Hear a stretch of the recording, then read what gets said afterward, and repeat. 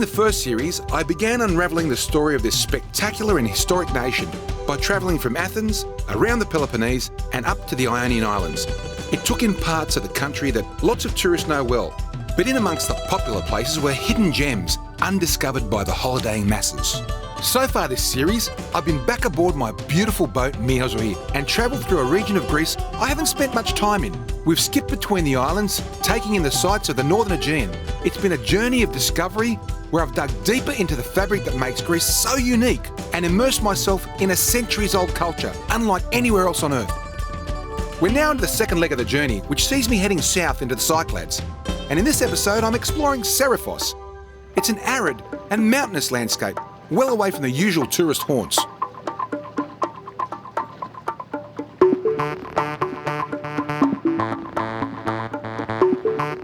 Neighbouring Sérifos are Kythnos to the north and Sifnos to the south. Lying on the western Cycladic, it's bathed in the beautiful warm waters of the Aegean. People have lived on this island for well over 2,000 years, and you'd think in that time the population would have blossomed. I mean, look at the place. It's gorgeous. But today there's only around 1,500 permanent residents, which makes for a peaceful place, seemingly lost in time. The picturesque setting rivals that of any island in the region. Whitewashed buildings, cobbled laneways, and splashes of blue make it feel like you're walking through a postcard. A word of warning though, it's a hilly island, so most walks are more like hikes. It's a long way up. I hope I'm almost there. But the return is generally worth the effort. If it's not amazing views you're rewarded with, you'll find a landmark worth exploring or a quaint cafe to grab a coffee and a bite to eat.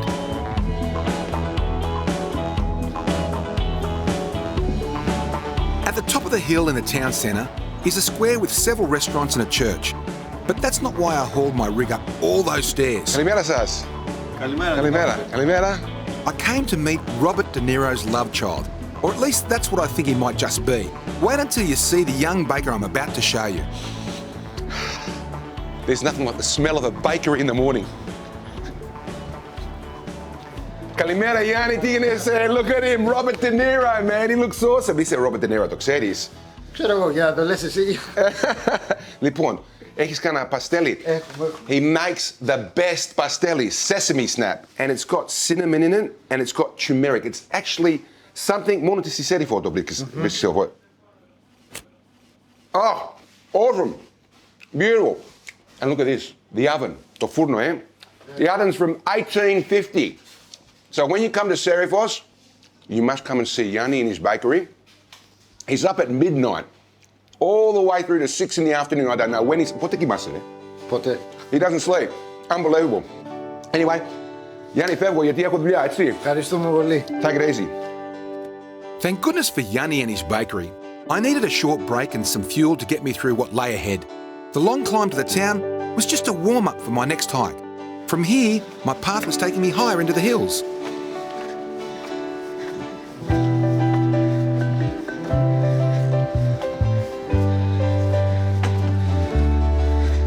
The white buildings sparkle against the brown of the landscape.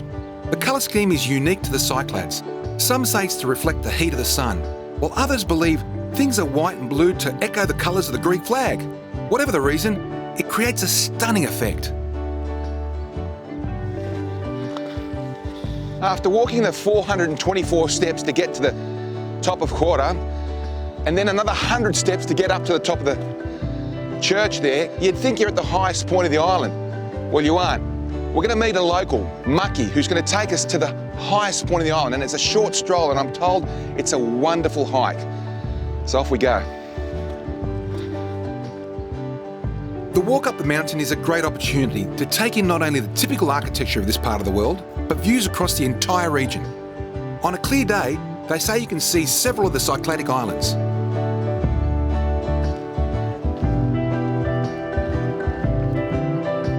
Maki, this track has a lot of significance for your family, I understand. Yes. Actually, this is the path where my grandmother, when she was young, she had to do every day from Chora to go to Koutalas, where the old mines was. So she had to bring food to her father.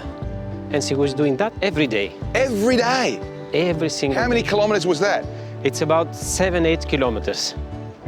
Wow. How long did she live for? 87 years. 87 years. Well, 7 kilometres a day. You'd expect it, wouldn't you?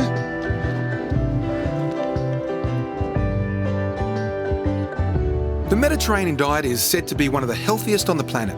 Combine the healthy eating with the island lifestyle and you've got the perfect recipe for a long life. Here they don't follow any eating fads or exercise regimes, and the life expectancy on some of the islands is greater than almost anywhere else.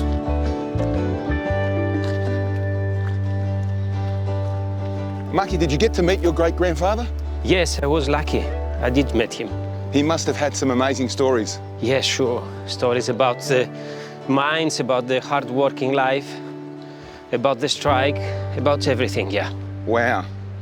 And I must say, I look at this and it's amazing. It looks like the rock here has been quarried from this mountain. Yeah. Yeah. Actually, was the main highway of the island.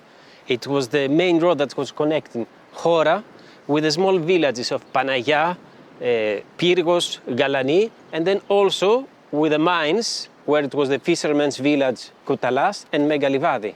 So this must be ancient, from antiquity. Yes, actually, yes, till the 2000 that they start to construct the new roads to go to the villages. Yeah, it was the main road always this. So for 2,500 years, up until almost 20 years ago, this was Main Street, the highway. Yes, exactly.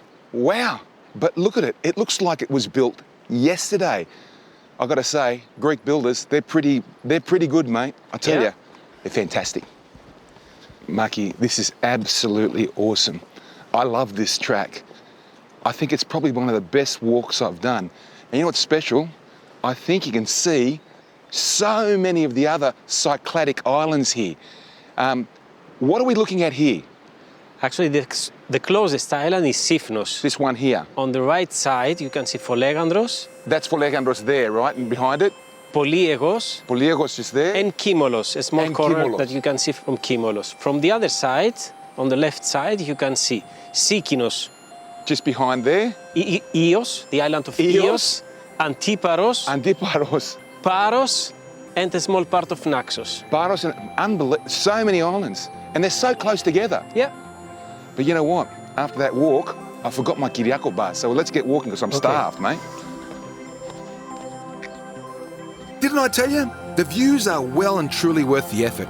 It's almost like Sérifos is a viewing platform for the Cycladic. It's a jewel in the middle of the Aegean, surrounded by other islands begging to be explored. So, Maki, this is the top of the island, eh? Exactly, 601 meters. Only 2.5 kilometres from the port. Now, you don't have to walk all the way up here. Just a K up to the top, you see everything. But this is absolutely magnificent. Maki, thank you very much. I really appreciate it. He's the only Maki on the island too, so if you want to do this walk, just ask for Maki. Thank you.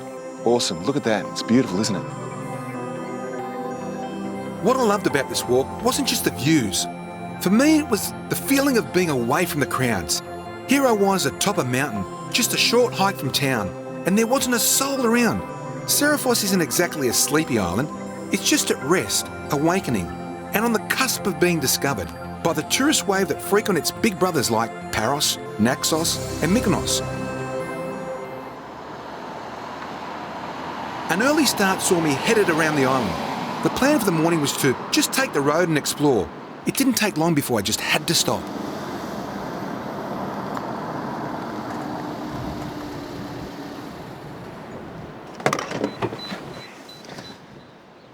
There's only about 72 square kilometres of Sérifos, and as a result, the ring road is a short run. It's a beautiful road. It's about 45 minutes. But right here, you can see everything about Sérifos.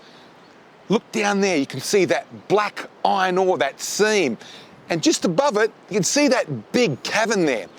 That's actually a collapse because the whole mountain is hollow because they exploited the iron ore. Further over there, you see a ridge.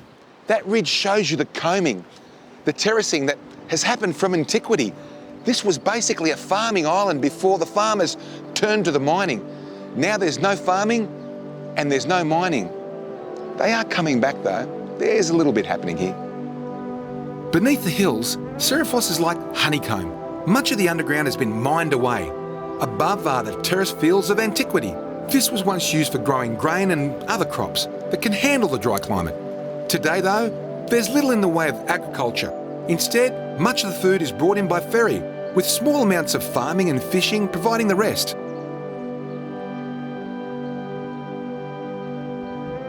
Other remnants of the mining and agricultural past can be found strewn about the place. Old mine shafts and piles of rubble are dotted on the hillsides. Pieces of abandoned machinery and rusted out trucks can be found overgrown with weeds. There are collapsed buildings by the roadsides and signs of quite significant infrastructure that once served what must have been a thriving little hub. The mining boom lasted much of the early 20th century, ending with the closure of the mines in the 1960s. Throughout that time, it provided employment for the locals, which in turn meant services were built and the population grew. It's quite the contrast to what Sérifos is like now. Today, tourism is the growth industry that will likely bring some new life to the island. Looks like any old iron ore mine, but in August of 1916, something happened that would profoundly change the cultural and working environment of Greeks forever. This was basically the start of the 8-hour week after a massive strike. 4 miners got killed. Gendarmes were lynched and stoned to death. It all happened here. The mountain behind me is basically empty as a result of 160,000 tonnes a year of iron ore coming out from that slave labour. Wow.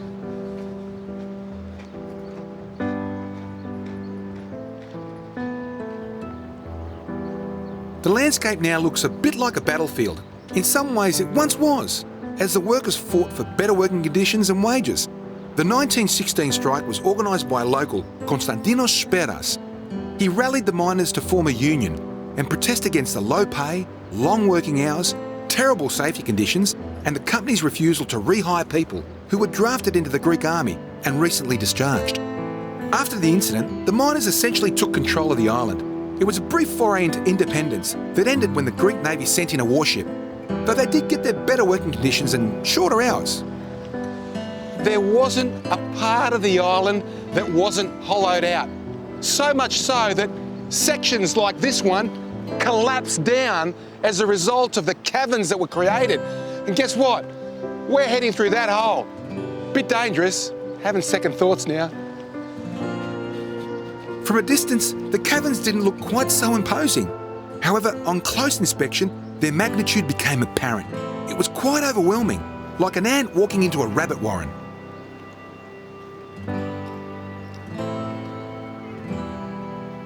You wouldn't want to go traipsing around in here without a bit of experience. It's the sort of place you might wander into and never find your way out. A bit like the Jules Verne novel, Journey to the Centre of the Earth. Who knows what you might encounter? Well, this guy here, Dimitri, has a good idea of what's inside. Decades ago, his father and grandfather worked in these iron ore mines. It's quite a significant place for him, and the connection he has shines through in his emotional descriptions of what happened all those years ago. Βλέπετε ότι εδώ ξαφνικά υπάρχει ένα stop και αλλάζει πορεία. Αυτό γίνεται γιατί ακολουθούσαν τη φλέβα. Βλέπετε ότι από εδώ συνεχίζει αριστερά όλο το σίδερο και ακολουθούσαν τις φλέβες που βρίσκαν του σιδήρου. Όπου είχε φλέβα, το σκάβανε όλο. Okay, πάμε. As you can hear on my mic, I'm breathing a little bit deeply because I'm a little claustrophobic and we've just walked 100 metres through this tunnel that I could barely get through. Thank God I've got Dimitri with me. Dimitri's from the municipality and there was no way I was going to go in here on my own. And he's been through these tunnels many, many times. And we've come to this massive cavern. Dimitri, this is huge. Tell me something. How many of these are there like this? Πόσα είναι τέτοια? Εγώ έχω μπει σε πάνω από 10, αλλά είναι σίγουρα παραπάνω. Wow. So he's saying he's been into 10 of these at least, but there are many more. And as you can see, there are holes everywhere where they've just followed the vein and dug through. Χάσανε πολύ τη ζωή τους εδώ, έτσι. Χάσανε αρκετή τη ζωή τους και σεριφιώτες και αυτοί που ερχόταν από άλλα μέρη της Ελλάδας και από το εξωτερικό και δεν τους έψαχνε και κανείς. Ναι. Αυτό είναι το τραγικό της ιστορίας. Όποιος έμενε μέσα, ελάχιστοι βγήκανε έστω και οι σωροί τους για να ταφιαστούν. Οι περισσότεροι μένανε μέσα και δεν ξανασχολούνταν κανένας μαζί τους. Και δεν τους ψάχνανε καθόλου? Κανένας. Πολλές φορές επειδή κόστιζε στην εταιρεία να σκάψει, να βρει τα πτώματα, δεν ξανασχολούνταν καθόλου. My understanding from what Dimitri was saying to me is that they actually had brothers and cousins and relatives mine in different areas, at least so that they, if there was a collapse, that a whole family wouldn't go. But really, I mean, what does that mean at the end of the day? It's just that, you know, these men worked in these mines, just following the veins. They were told to follow those veins. Life didn't matter up until the rebellion, the Union strike, when things changed at least, and they went down to an 8-hour day, but the safety still wasn't up there, and you know, it just didn't happen in Sérifos in Greece. This happened all over the world. These rebellions to ensure that people had a safe working environment, so lives weren't lost. What amazes me still is that this one cavern, one of many, was dug by hand. Lives were lost in this cavern, guaranteed. It's amazing. The period when these mines were first operating was a time when workers didn't have rights. They were treated almost like slaves. The miners endured long and hard days in an environment that's not only incredibly dangerous, but oppressive. The management had little regard for their well-being, placing profits ahead of the lives of the workers. Thankfully, things changed, but it took an uprising that cost even more lives.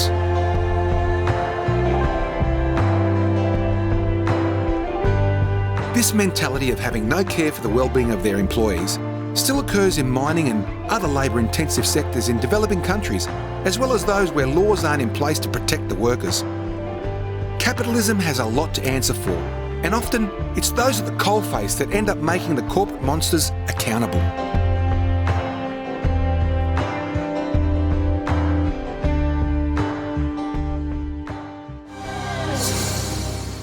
Greeks are known for their hospitality and traditions. One cultural practice that embodies this generosity is the celebration of your Saint's Day, alternatively known as your name day. So today is a very special day. It's Kyriakos' name day. In Greece, we don't only celebrate birthdays, we celebrate name days, which is the saint of your name. And it's Saint Kyriakos today. Is that right, Kyriakos? No? And the good thing about name days is that you share, as we say. He treats today. He's paying for all of us today. You're paying for all of us today. No chance you're going to pay for all of us today. I've got to pay. Και να πάτε μέσα δεν θα πληρώσετε. Okay. Ah, you're a gun, he's a gun, he's a gun. So, and the wonderful thing is your house is open on your name day. And it doesn't matter what happens. Whoever comes eats at your house. So you could know 1,000 people, they could come to your house and eat. Is that right? Πρέπει να είναι ανοιχτό το σπίτι σου, ό,τι και να γίνει. Όσοι έρθουν, δεν καλάς, Ναι. ξέρουν ότι η μέρα εκείνη είναι η γιορτή σου και έρχονται. Και δεν είναι σαν τα Στην υγεία σου, Κυριάκο. Στην υγεία σας. See ya. Να είστε καλά. And to all the Kyriakos out there. Υγεία πάνω απ' όλα. Hey? Δεν έχεις γέδα. The best chef in the Mediterranean. Possibly the world, maybe the universe. Ευχαριστώ κύριε Παναγιώτη μου. Να είστε καλά. Τίποτα, Μ' τίποτα. αγαπάτε και αυτό το λέτε, το Ναι, ναι, ξέρω. ναι. Πιες λιγάκι τώρα. In Greece, with good food often comes good wine. Earlier I mentioned that farming was no longer a major industry for the island, but there was a little something going on, and that something is wine production. However, the environment here means that not only is the work backbreaking, it's also dangerous. I'd heard about a small family-run winery that's been in operation for centuries. They grow their vines on the side of a steep mountain using the terraces from antiquity. To show me around, I met with Virginia, a schoolteacher who married a Serifot winemaker named Christos, and now helps him run the business. So due to the morphology of the ground, it's very difficult to get machines work inside, so we have to do everything by hand. The only helper, let's say, are some donkeys sometimes. But it's you too. No, during the harvest time, we get some workers Yes. to help us carry and pick Yes. the grapes. But basically, yes, the family used to own some of the vineyards for a very long time, almost 300 years. The oldest vineyard is somewhere there. Wow. In a very difficult to reach place behind the slope, the first slope down near the sea. That's a very difficult to reach place. Yeah. This is a difficult place to reach. You need a four-wheel drive to come This here. one is the most difficult of all. So there's a more difficult place. So if you want to buy wine from here, I've got to tell you, it's not easy to get to. It's As not we easy say at in all. Greek, είναι στο διάλο τη μάνα, you know? But I can't say that in English. Yes. It's hard enough producing wine in vineyards on small islands with very steep terrain. But thanks to the EU's strict policies and controls, these little operators can't compete with the big guys. The thing is, the rules that apply to the mass producers in mainland Europe also apply to the farmers in rural towns on faraway islands. It's hardly a fair and equitable system. I can see why, looking at all this stainless steel stuff here, that it's hard for other winemakers, the traditional winemakers, to do what you're doing here. It's amazing. It is because you need a lot of funding to buy all these things, and you need to blend the traditional way with the modern technology. And this is what we try to do, to blend. So not only are you doing it professional way, but you're also doing it traditionally as well. Yes, and that's the difficult stuff because we want to have control of everything, to look at every tank to see how it goes. So we need to be over the wine all the time. So how much wine do you make a year here? About 10 tons a year. 10 tons, just the two of you. Yeah, we try. But before you know it, little Panayoti will be there. You'll be making 15, 20 tons a year. Of course. You know? Much more tons. Yes, yes. But Panayoti needs another brother and a sister, I think, you know? At some point. The wine they produce is neither white, red or rosé. It's actually orange in colour. It's from a grape variety called Σέριφο, which is endemic to here. Technically, I think it's a white, but it has a beautiful orange colour. So who's going to argue? So, what do you think? I've never had anything like it. And I'll tell you, it's not too heavy and it's not too light, but it's something you can eat with. This is what the locals eat. Exactly. Well, you don't produce enough wine really to export, do you? Yeah. No. Yeah. We don't export for the time being because our production is not so big, but we try to keep the local market satisfied because they are the people who support us and supported us from the beginning. So we have it here on the island and we give in some neighboring islands. And, Right. Well, the world is unlucky not to taste it. You need to come here with your four-wheel drive. Of course, you have to come here. Στην υγεία σου. It's awesome stuff. Ah, that's all. And with a little baksimadaki, it makes a big difference. Traditional one. There are small wineries on just about every island in Greece. Most produce just enough for the local community, but some are slowly upscaling. These guys are doing exactly that, making a fantastic product that not only earns them a living, but gives a little back to the local economy too. Judging by the quality of what I just tasted, this may well be the beginning of a family dynasty. Who knows, with any luck, soon you might find them on wine lists at your favourite restaurants around the world. You know, there's nothing more Greek than eating directly from the sea. And one of my favourite meals is grilled or barbecued octopus. And this is what Kyriakos is preparing for us right now. I love this stuff. It's absolutely magnificent and it just melts in the mouth. I'm actually salivating as I talk. And we've got the ingredients in front of us. There's oregano, capers, olive oil, and ouzo for afterwards, obviously. Να βάλω, είσαι να βάλεις εσύ. Αν δεν είχατε χτυπήσει το χταπόδι, θα σε βαζάνε. So a bit of lemon, right? A bit of capers. Now this guy, he's not just any old octopus. He's a special octopus. Και λίγο λαδάκι. He's very significant because of where he comes from. Oh! It doesn't get any fresher than this. That tasty octopus was given to us by a local fisherman who passed by early this morning. Now, if you think you just grab one from the sea and pop it on the barbie, you're wrong. To tenderise it, you've got to whack it a minimum of 100 times. It's a tiring and time-consuming process.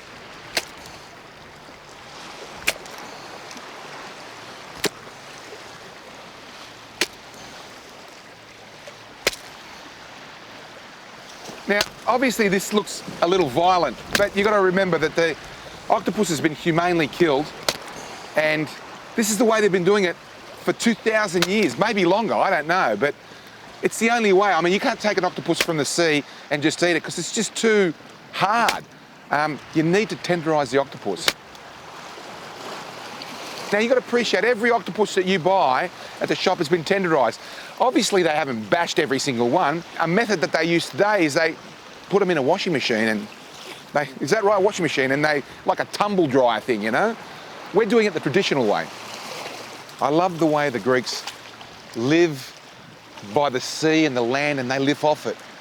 And they protect what they've got there. They don't actually go out and fish for everything. They don't out-fish the sea. There's still plenty of octopus in there. They only take what they need.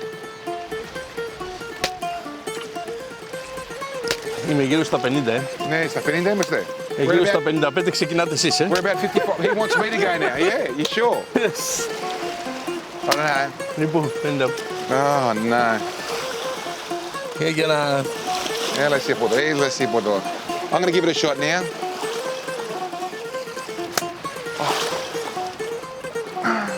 There's obviously an art to this. Καλά κάνω, Βεβαίως. Poor little guy.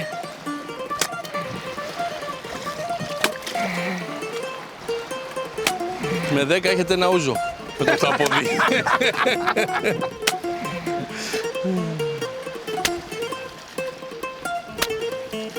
We all love a nice piece of fish or some calamari and octopus, but you're not always going to be able to get your hands on them.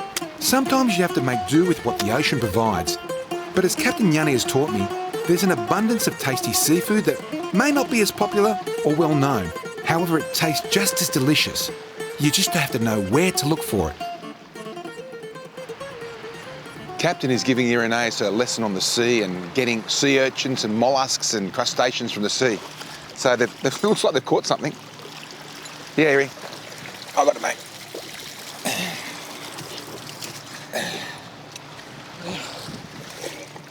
There we go. Sea urchins, are they sea urchins, Erie?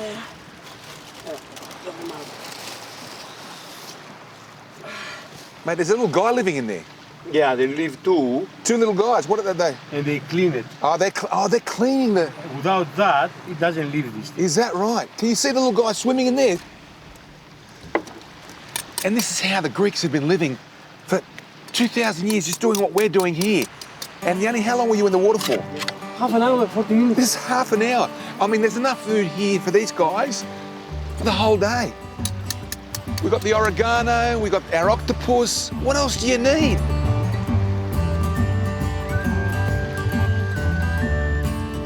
Is that good? Is that good, mate?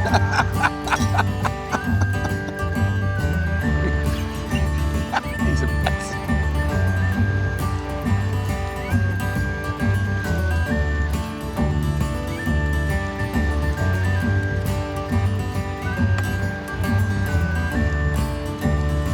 Δεν είναι sweet. Δεν είναι sweet. Το juice.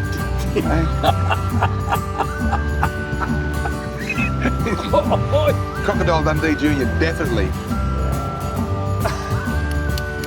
Some of these morsels are considered delicacies all over the world. Sea urchins are a favourite in places like Japan, Chile and across the Mediterranean. Oysters, scallops and abalone are some of the most expensive shellfish you can buy. However, with a little bit of effort, you can harvest the sea and make a meal fit for a king. A fresh seafood feast was the perfect way to end our time on Sérifos. Coming here took me back to my youth, when more of the islands were far quieter and the life much simpler than it is today.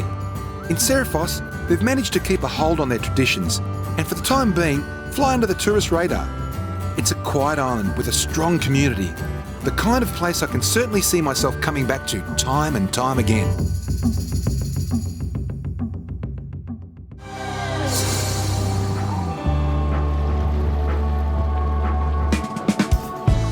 Welcome to Sifnos, a 74 square kilometre mountainous island that's home to around 3,000 people. We've travelled all of about 30 kilometres, and found yet another peaceful enclave where dry mountains run down to the blue waters of the Aegean. Sifnos is recognisable by its white Cycladic architecture, but it's actually quite different to the other Cycladic islands. It's surrounded by 76 round towers on the coastline. They were built around the 6th to the 3rd century BC, and they were put there to protect the island from invaders because they had gold and silver mines here. Some of the best gold and silver mines in all of Greece. It made it one of the wealthiest islands right through this whole region. It's also known for this stuff, clay, really awesome clay. And the coastline was once a menagerie of potters, hundreds of them. But probably more importantly, as my mother said, it's known for Tselemindes, the first great Greek chef, a man that changed the way that Greek housewives cook today. But have a look at that. I've got to get moving, but I could look at that all day. It seems I wasn't the only one who appreciated the view up here. No matter where you are in Greece, there's one thing you can be sure to find: goats. They're like sheep in New Zealand and kangaroos in Australia.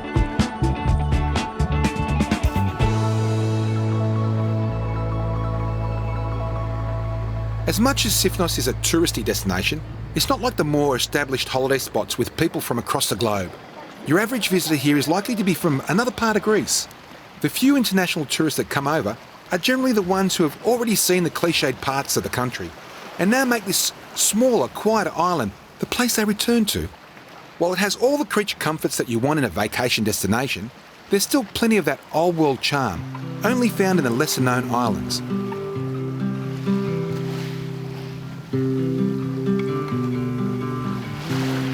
You know, Rania, I've noticed with the island of Sifnos and your villages, they're all very clean. It's one of the cleanest destinations in Greece. Yeah? It's the municipality, of course, but it's also the people like that. If your doorway is dirty, then it's your problem. You should be ashamed. Everybody feels that a responsibility, that you have to keep your place clean. But Rania, it's not just the cleanliness. It's the flowers, it's the fauna, everything is in... If things are tidy and clean, then beauty is easier to be seen. That's the beauty of Sifnos, eh? I want to show you something very special there. Yeah. This is the clay chimney things. The clay chimney things. What do you call them? Flaros. Flaros. Flaros is the word. It's only in Sifnos and nowhere else. Yeah. This one is not a chimney. This is a lamp. Right. And this is the modern use of the old chimney. We make all these holes, the decorative one, and we put a lamp inside. Right. Traditionally, there are no holes here. Yeah. But there are these 3 or 4 which help the smoke of the fireplace coming up and prevent the air from coming in. Right. They are still in use. We still use them as chimneys. Wow. And this is the nice modern use. Over there is another one. Yeah. A small one. But we will find more on our way. Let's go and have a look. All this white in my eyes. You need sunglasses here, don't you, you know? It reflects sunshine. But that brings me to the issue of the blue and white of the Kyklades. Someone told me that it was law that they've got to have white houses with blue windows and blue domes or brown doors. The white outside buildings is the tradition and it's also the law. Right. The tradition says that this material is calcium carbonate, which is antiseptic, so it keeps bugs and insects away, reflects sunshine better, and also allows walls breathe. So it helps the temperature inside the building. Today, it's also the law, which says that in traditional places like Sifnos, you have to whiten your buildings every year. There is no law about the color of doors and windows. And blue, since you mentioned, is not a traditional color. No. No. Where did it come from? Didn't Metak say in 1936, the Prime Minister, he said, I want all the houses white. Let me finish. Excuse me. Metaxa said, Ella, this is Sifnian women, man, they're strong, you know. I know what you're going to say. He said, I want all the houses white and the domes blue, the blue for the sky, the white for the waves. Now, you tell me your story, because you're dying to tell me, right? Go on. Traditional colors were colors that people could make. Yes. So blue was never a traditional color because they couldn't make themselves. Today, there is no law about it. You can have your doors and windows any color you want. And many, many Greeks believe that blue is a traditional color. Oh, well, Okay? it is the way it is. So, yeah. Would you like to make friends again? Mint. What? Yeah. I'm Bravo. friends, darling. Bravo, I'm it's friends, mint. I'm friends. I'm a big eater, and all this walking and talking leads to one thing, me getting hungry. So a quick stop to try a local delicacy called ΕΛΛΑΔΑ was perfect. It's made from chickpeas baked for 6 hours in a ceramic pot. It was made as a traditional Sunday meal, and being a Sunday, it was only fitting I gave it a try. The reason is that that way, on Sunday morning after church, people, women, had the meal of the day ready, Yes. so they didn't have to cook on Sundays. Right, okay. Because Sifnian women are a bit different to the other islands, aren't they? They've got They more have power. the power. They have the power in the family. If this is From tradition, from the times of the gold and silver. from the very ancient times, but in recent history, even more, and today as well. They control the money in the family. They have the financial control of the money, and men are very proud of this. Yes, the men are... Yes, The men I are- was so sure that you are going to comment on that. Men are very proud to have a very clever woman next to them Yes. who can handle Yes. situations. Well, it's good to have a clever woman next to me. Thank you very much. Thanks a lot. I'm lucky in that way too. I have a clever woman next to me. Do you as well. like your chickpea soup? Fantastic, fantastic. Sniasu. Γεια μας. And with a bit of white wine, lefko krasi, as we say. Λευκό. And the chickpea soup is very thick, as you can see. It's not very watery. It's not soup, man. Look, have a look at that. Awesome. Hey? And you dip bread in it? You put bread? Bread. There are many Greeks who cannot sit on the table if there is no Without bread. bread, that's right. You know, and some others who cannot sit if there is no feta cheese. There's no feta cheese, that's right. Yes. I love these Ravithia, man. They are so good.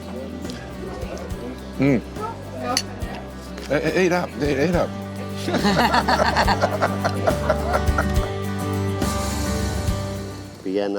Αυτό εδώ...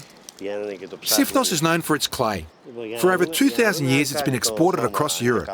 One of the last remaining potters on the island is Andonis. He's the third generation running the family kiln. Αυτό δεν το θέλεις? Αυτό θα φύγει έτσι η πέτρα, αλλά θες αυτό το μέταλλο, αυτό το άσπρο που έχει. Εκεί μέσα. Αυτό το θες. Good quality Sifnian clay. It's everywhere here. I don't think he's ever going to run out of material, that's for sure. And the good thing is they just dump it here for him. Andonis' family have been operating this workshop since 1870. And what you're looking at is one of the last remaining traditional kilns on Sifnos. I imagine there wouldn't be many of these found anywhere in Greece. When Andonis eventually retires, his son will take over the trade, making him the fourth generation running the family business. It's Andonis' hope that it will continue for many generations to come. However, it's a legacy that could easily become a burden, as there's likely some temptation to leave the island to pursue your own career. But no doubt, the pressure to maintain the family trade is just that little bit greater. Πόσα χρόνια το κάνεις αυτή τη δουλειά? Εγώ είμαι εδώ πέρα από μικρός. Ήταν ο πατέρας, οπότε μεγαλώσαμε εδώ μέσα. Ήτανε ο πατέρας σου? Ήταν και ο παππούς. Και ο παππούς σου? Και ο παππούς. Και τώρα ο γιος σου, έτσι? Και τώρα είναι και ο γιος. 4 γενιές. 4 γενιές στον ίδιο χώρο εδώ, Έχει και αυτό. 4 generations of potters here in Vathi. And we're seeing 2 generations here. It was his father and grandfather. Η μεγάλη της στην κεραμική ήταν στα μαγειρικά σκεύη. Μαγειρικά σκεύη έφτιαχνε τα χρόνια πριν βρεθεί το αλουμίνιο. Γιατί ο κόσμος μαγείρευε σε πύληνα. Ναι. Στη Σύφνος το χώμα ήταν το πιο κατάλληλο. Παντού φτιάχνανε, αλλά στη Σύφνος το χώμα ήταν αυτό που άντεχε περισσότερο στο να μαγειρέψουμε. Και εσύ φτιάχνεις το δικό σου το χώμα? Και εμείς φτιάχνουμε το δικό μας χώμα ακόμα. Το πύλο, όλα τα κάνεις εσύ? Ναι, από την αρχή μέχρι το τέλος, όλα. Από βουνό μέχρι στο πιάτο, μέχρι το ράφι. I love that. I love that we're seeing a fully vertically integrated business. Andoni and his forefathers before him took the dirt from the mountain, they mixed it here in his own little pad over there, this little well that he's got there. They mixed it, they turned it into clay, into this sort of clay. They put it on the wheel, they put it in their own oven, and they sold it to the boats that came in. And these boats would go right through the Mediterranean, to Cyprus, Crete, all the islands. That's why they're close to the water. That's why you will see the potters on the coastline. Ποια χρόνια λέμε? Το τέλειωσες. Μπράβο. Τέλειωσε, ναι. It's already finished in like 2 minutes. The potter's wheel is now electrified, and a few of the other parts of the process have been made easier. But the bones of it are the same. The clay is sourced locally. The shaping is done by hand, and the kiln is as it's always been. The most significant change has been the clientele. People now use stainless steel pots for home cooking, so most of what comes out of here ends up being sold to the passing tourist trade. These are awesome. They are Sifnos through and through.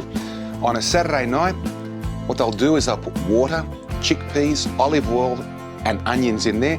They'll put them in the oven Saturday night.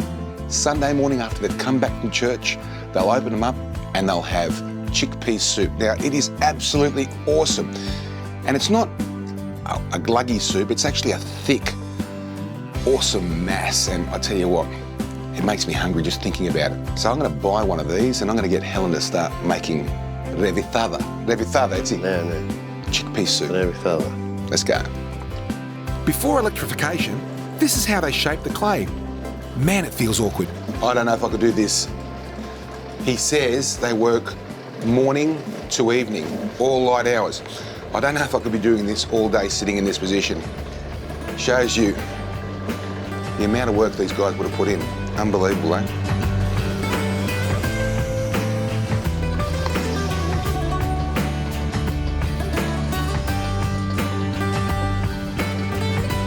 We've only just scratched the surface of Sifnos, and if the start of my time here is anything to go by, it's going to be an amazing week. It's an island that you might not have heard of, but Sifnos has had quite an influence on the nation, not only through the pottery that was made here, but more so from the food. This is the birthplace of the great chef Selemendes, the father of moussaka and other great Greek recipes now eaten across the globe. He changed how and what Greeks ate, and in the next episode, I'm meeting his grandson, who, like Andonis, is carrying on a family legacy. How's that? Have a Kyriako bar. Come on, you want a Kyriako bar? Is that awesome or what?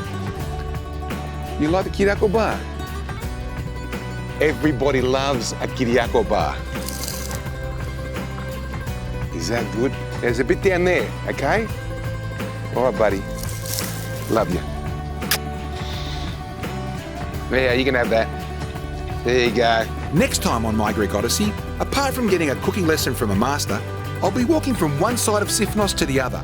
I'm going to see and do as much as I can on this slice of Greek paradise. We'll head to the ancient watchtowers, found around the island's perimeter, and visit the former capital, Castro. I'm also popping across to Poliegos, a tiny island that's home to just a single shepherd and his flock.